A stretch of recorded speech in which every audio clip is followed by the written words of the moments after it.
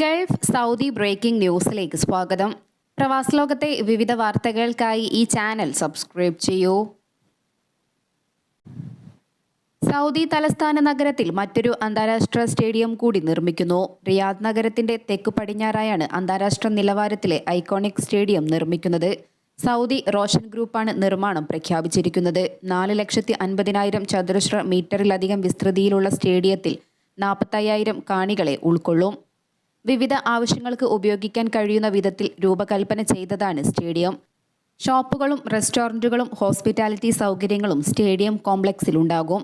മധ്യഭാഗത്താണ് പ്രധാന സ്റ്റേഡിയം. മേൽക്കൂര തുറന്നതും പരസ്പര ബന്ധിതവുമായ രൂപകൽപ്പനയിൽ പദ്ധതിക്ക് കീഴിലെ വിവിധ സ്ഥാപനങ്ങളെ തടസ്സമില്ലാത്ത രീതിയിൽ ബന്ധിപ്പിക്കുന്നുണ്ട്. 2034 ഫുട്ബോൾ ലോകകപ്പിന് ആതിഥേയത്വം വഹിക്കാൻ സൗദി അറേബ്യയ്ക്ക് 140-ലധികം രാജ്യങ്ങളുടെ പിന്തുണ ലഭിച്ചെന്ന് സൗദി ഫുട്ബോൾ ഫെഡറേഷൻ അറിയിച്ചു. 48 ടീമുകൾ ഏറ്റുമുട്ടുന്ന ഫിഫ ലോകകപ്പിന് ഒരു രാജ്യം മാത്രമായി ആദ്യമായാണ് ആതിഥേയത്വം വഹിക്കാൻ ഒരുങ്ങുന്നത്. അതേസമയം ഇതുവരെ നടന്നിട്ടില്ലാത്ത രീതിയിൽ ലോകകപ്പിന്റെ ഏറ്റവും വലിയ പതിപ്പിനാണ് സൗദി തയ്യാറെടുക്കുന്നത്. 2034 സൗദി മണ്ണിൽ ലോകകപ്പിന്റെ ചരിത്രത്തിലെ ഏറ്റവും മികച്ച പതിപ്പ് തങ്ങൾ അവതരിപ്പിക്കുമെന്ന് ബന്ധപ്പെട്ട അധികൃതർ വ്യക്തമാക്കി.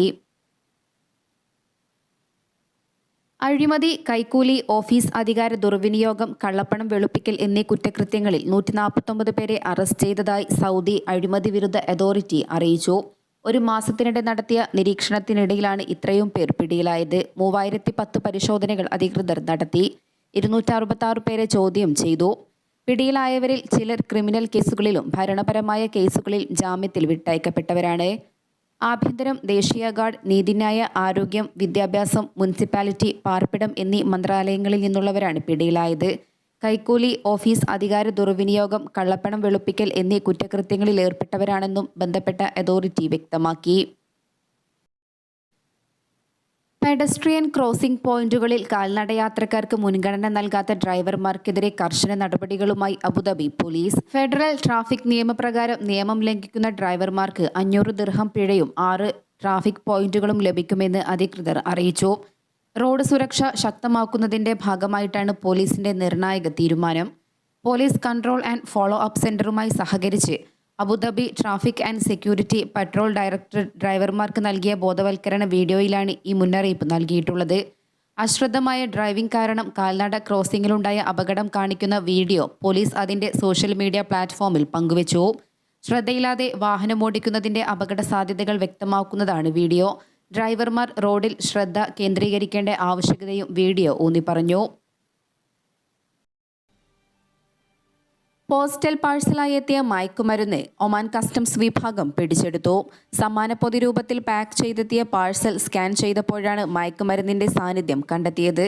വിശദ പരിശോധനയ്ക്കായി തുറന്നപ്പോഴാണ് 2 ബോക്സുകളിലായി സൂക്ഷിച്ച മാരിജ്വാന മയക്കുമരുന്ന് കണ്ടെടുത്തത്. ഇവ 1.2 കിലോഗ്രാം ഉണ്ടായിരുന്നെന്നും പ്രതിക്കെതിരെ നിയമ നടപടി സ്വീകരിച്ചു വരികയാണെന്നും പോലീസ് അറിയിച്ചു. നേരത്തെയും നിരവധി തവണ സമാന സംഭവങ്ങൾ റിപ്പോർട്ട് ചെയ്യപ്പെട്ടിരുന്നു. ഗുളിക രൂപത്തിലാക്കി ക്രിസ്റ്റൽ മെത്ത് മയക്കുമരുന്ന് പോസ്റ്റൽ പാഴ്സലയക്കാനുള്ള ശ്രമം അടുത്തിടെ പിടികൂടിയിരുന്നു. ഒമാൻ കസ്റ്റംസ് വിഭാഗത്തിന്റെ പരിശോധനയിലാണ് ക്യാപ്സൂളുകളാക്കിയുള്ള മയക്കുമരുന്ന് കണ്ടെടുത്തത്. അതിനു മുമ്പും വിവിധ രൂപത്തിലായി പോസ്റ്റൽ പാഴ്സൽ വഴി മയക്കുമരുന്ന് കടത്താനുള്ള ശ്രമം ജനറൽ അഡ്മിനിസ്ട്രേഷൻ ഓഫ് കസ്റ്റംസ് വിഭാഗം പിടിച്ചെടുത്തിരുന്നു. സമാന സംഭവങ്ങൾ ആവർത്തിക്കുന്ന സാഹചര്യത്തിൽ കസ്റ്റംസ് അധികൃതർ പരിശോധനയും ശക്തമാക്കിയിട്ടുണ്ട്. മയക്കുമരുന്ന് രാജ്യത്തെത്തുന്നത് തടയുക എന്ന ലക്ഷ്യത്തിൽ സൂക്ഷ്മ പരിശോധനയും പ്രതികൾക്കെതിരെ കർശന നടപടികളും അധികൃതർ സ്വീകരിച്ചു വരുന്നുണ്ട്. തിങ്കളാഴ്ച മുതൽ ഒമാനിൽ കനത്ത മഴയ്ക്കും മിന്നൽ പ്രളയത്തിനും സാധ്യതയുണ്ടെന്ന് കാലാവസ്ഥാ നിരീക്ഷണ കേന്ദ്രത്തിന്റെ അറിയിപ്പ്. ഓഗസ്റ്റ് 7 വരെ ശക്തമായ കാറ്റും ഇടിയും അനുഭവപ്പെട്ടേക്കാം. മിക്ക ഗവർണറേറ്റുകളിലും അന്തരീക്ഷം മേഘാവൃതമായിരിക്കുമെന്നും തുടർന്നുള്ള ദിവസങ്ങളിൽ അസ്ഥിര കാലാവസ്ഥ തുടരുമെന്നും മുന്നറിയിപ്പിൽ വ്യക്തമാക്കി.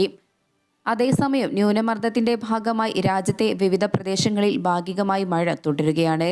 മസ്കറ്റ് ഗവർണറേറ്റിൽ ഉൾപ്പെടെ വിവിധ ഭാഗങ്ങളിൽ പകലിൽ മൂടിക്കെട്ടിയ അന്തരീക്ഷമായിരുന്നു എങ്കിലും മഴ പെയ്തില്ല. താപനില നേരിയ തോതിൽ താഴുകയും ചെയ്തതായി കാലാവസ്ഥാ നിരീക്ഷണ കേന്ദ്രം റിപ്പോർട്ടിൽ പറയുന്നു. നിസ്വ, സലാല, ജബലക്തർ, അവാബി, വാദി നൊമാൻ, യങ്കൽ, മുദൈബി, സീബ്, താഖ, മിർബാത്ത്, ബഹല, ഇബ്രി എന്നിവിടങ്ങളിലാണ് ഭേദപ്പെട്ട മഴ ലഭിച്ചത്. ബുധനാഴ്ച രാവിലെയോടെ തന്നെ വിവിധ സ്ഥലങ്ങളിൽ മഴ പെയ്തിരുന്നു. ഉച്ചയ്ക്ക് ശേഷമാണ് മഴ ശക്തി കൂടിയത്. വരും ദിവസങ്ങളിൽ തെക്കൻ ഷർക്കിയ, അൽവുസ്ത, ദോഫാർ, ദാഹിറ ഗവർണറേറ്റുകളിലായിരിക്കും കൂടുതൽ മഴ ലഭിക്കുന്നത്. മഴ ശക്തമായാൽ വാദികളും നിറഞ്ഞൊഴുകും. മറ്റ് ഗവർണറേറ്റുകളിൽ ഭാഗിക മേഘാവൃതവുമായിരിക്കും. കടൽ പ്രക്ഷുബ്ധമാകാനും സാധ്യതയുണ്ട്. ഒമാൻ കടലിന്റെ തീരങ്ങളിൽ തിരമാലകൾ ഉയർന്നേക്കാം. എല്ലാവരും ജാഗ്രത പാലിക്കണമെന്നും വാദികൾ മുറിച്ചു കടക്കാൻ ശ്രമിക്കരുതെന്നും സിവിൽ ഏവിയേഷൻ വിഭാഗം അഭ്യർത്ഥിച്ചു. വേനൽക്കാലത്തെ അതിശക്തമായ ചൂടിൽ നിന്നും തൊഴിലാളികളെ സംരക്ഷിക്കുന്നതിനുള്ള മധ്യാഹ്ന വിശ്രമ നിയമം കർശനമായി പാലിക്കണമെന്ന് കമ്പനികൾക്ക് വീണ്ടും തൊഴിൽ മന്ത്രാലയം മുന്നറിയിപ്പ് നൽകി. ഉദ്യോഗസ്ഥരുടെ നേതൃത്വത്തിൽ വ്യാപക പരിശോധനയും നടത്തുന്നുണ്ട്. ഉച്ചസമയങ്ങളിൽ പുറത്ത് ജോലി ചെയ്യിക്കരുത്. ഉച്ചയ്ക്ക് 12:30 മുതൽ വൈകിട്ട് 3:30 വരെയാണ് വിശ്രമം അനുവദിക്കേണ്ടത്. നിർമ്മാണ സൈറ്റുകളിൽ തുറന്ന പ്രദേശങ്ങളിലുമാണ് നിയമം ബാധകമാവുക. AC ഉള്ള വിശ്രമ കേന്ദ്രങ്ങൾ, ശാരീരികമായി ചെയ്യേണ്ട ജോലികൾ ചൂട് കുറഞ്ഞ സമയത്തേക്ക് പുനർക്രമീകരിക്കൽ, 45 മിനിറ്റ് ജോലി ചെയ്താൽ 15 മിനിറ്റ് വിശ്രമം അനുവദിക്കുക അടക്കമുള്ള പകരം സംവിധാനങ്ങൾ ഒരുക്കാനും നിർദ്ദേശിച്ചു. ദാഖിലിയ ഗവർണറേറ്റിൽ വാണിജ്യ സ്ഥാപനത്തിൽ മോഷണം നടത്തിയ പ്രവാസി അറസ്റ്റിലായി. ഇലക്ട്രോണിക് സ്റ്റോറിൽ നിന്നും പണം അപഹരിച്ച സംഭവത്തിലാണ് പ്രവാസിയെ പിടികൂടിയത്. ഇയാൾക്കെതിരെ നിയമ നടപടികൾ സ്വീകരിച്ചതായും പോലീസ് വ്യക്തമാക്കി. സമാന സംഭവം നേരത്തെയും പ്രദേശത്ത് റിപ്പോർട്ട് ചെയ്തിരുന്നു. അന്താരാഷ്ട്ര വിമാനത്താവളത്തിൽ നാളെ മുതൽ യാത്രക്കാർ വിമാനം പുറപ്പെടുന്നതിന് 40 മിനിറ്റ് മുമ്പ് ബോർഡിംഗ് പാസ് റീഡിംഗ് പൂർത്തിയാക്കണം. പാസഞ്ചർ ബോർഡിംഗ് സിസ്റ്റം പ്രോസസ്സിംഗ് മാറ്റം വരുന്ന സാഹചര്യത്തിലാണ് ഒമാൻ എയർപോർട്ട്സ് അധികൃതരുടെ നിർദ്ദേശം. ഇതിനുശേഷം ചെക്ക് പോയിന്റ് വഴി വിമാനത്താവളത്തിലേക്ക് കടത്തിവിടില്ല. വിമാനങ്ങൾ കൃത്യസമയത്ത് തന്നെ പുറപ്പെടുന്നതിന് എല്ലാവരും നിർദ്ദേശം പാലിക്കണമെന്നും ഒമാൻ എയർപോർട്ട്സ് അധികൃതർ അറിയിച്ചു. വിമാനത്താവളത്തിൽ PBS മാറ്റം വരുത്തുന്നതിനാൽ യാത്രക്കാർ പതിവിലും നേരത്തെ എത്തിച്ചേരണമെന്ന് കഴിഞ്ഞ ദിവസം അധികൃതർ സർക്കുലറിൽ അറിയിച്ചിരുന്നു. ഓഗസ്റ്റ് 4 മുതൽ പ്രാബല്യത്തിൽ വരുമെന്നും അധികൃതർ വ്യക്തമാക്കി. ഇനി മുതൽ പാസഞ്ചർ പ്രോസസ്സിംഗ് കട്ട് ഓഫ് സമയം പുറപ്പെടുന്ന സമയത്തിന് 40 മിനിറ്റ് മുമ്പായിരിക്കും. നേരത്തെ ഇത് 20 മിനിറ്റ് മുമ്പായിരുന്നു. വിമാനത്താവളത്തിലെ യാത്രക്കാരുടെ അനുഭവവും പ്രവർത്തനക്ഷമതയും വർദ്ധിപ്പിക്കുന്നതിനുള്ള തുടർച്ചയായ ശ്രമങ്ങളുടെ ഭാഗമായാണ് ഈ നീക്കമെന്ന് അധികൃതർ പ്രസ്താവനയിലൂടെ കൂട്ടിച്ചേർത്തു. ടെലികോം കമ്പനി ജീവനക്കാരനാണെന്ന പേരിൽ ആൾമാറാട്ടം നടത്തി പ്രവാസികളുടെ പണം അപഹരിക്കാൻ ശ്രമിച്ച പ്രവാസികൾ അറസ്റ്റിലായി. ഫോൺ വഴി വിളിച്ച് ഇടപാടുകൾ പൂർത്തിയാക്കുന്നതിന് വിവരങ്ങൾ തേടിയായിരുന്നു തട്ടിപ്പിനുള്ള ശ്രമം.